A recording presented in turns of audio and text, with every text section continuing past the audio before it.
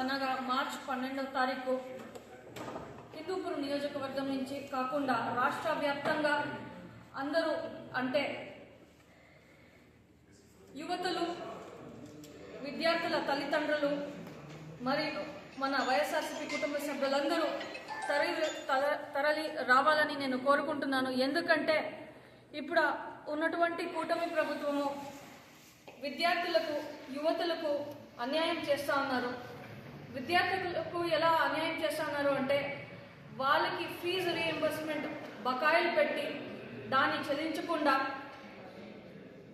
అదే కాకుండా విద్యా దీవెన, వసతి దీవెన ఆపి ఇంగ్లీష్ మీడియం అనేది గవర్నమెంట్ స్కూల్స్ నుంచి, గవర్నమెంట్ కాలేజ్ నుంచి తీసేసి ఇవన్నీ అన్యాయాలు చేస్తూ ఉన్నారు.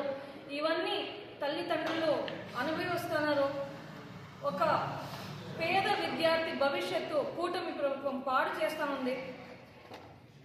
టైంకి సరిగ్గా ఫీజులు చెల్లించక పేద విద్యార్థులందరూ స్కూల్లో నుంచి కానీ, డిగ్రీ కాలేజ్ నుంచి కానీ, ఒక ఇంజనీరింగ్ విద్యార్థి కానీ, ఒక డాక్టర్ విద్యార్థి కానీ ఆ విద్యని మధ్యలోనే వదిలేసి వాళ్ళు ఇంటికి వెళ్ళిపోతున్నారు. ఈ కూటమి ప్రభుత్వము ఫీజులు చెల్లించకుండా పేద విద్యార్థులకి చాలా అన్యాయం చేస్తున్నారు.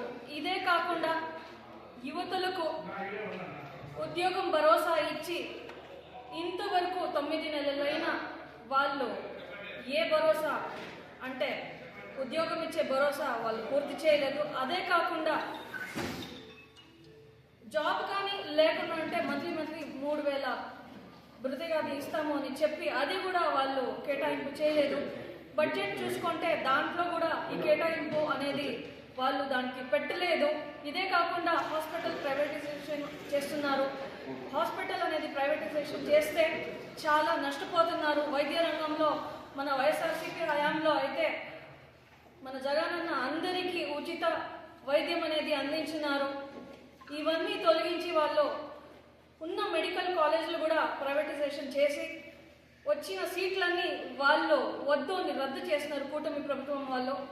ఇప్పుడున్న హాస్పిటల్స్ అన్ని ప్రైవేటైజేషన్ చేయకుండా ప్రభుత్వం కిందే పెట్టుకోవాలని కోరుతూ రేపు పెద్ద ఎత్తున అందరూ తరలి రావాలి. ఈ యువత పోరుని అందరూ విజయవంతం చేయాలని నేను కోరుకుంటున్నాను.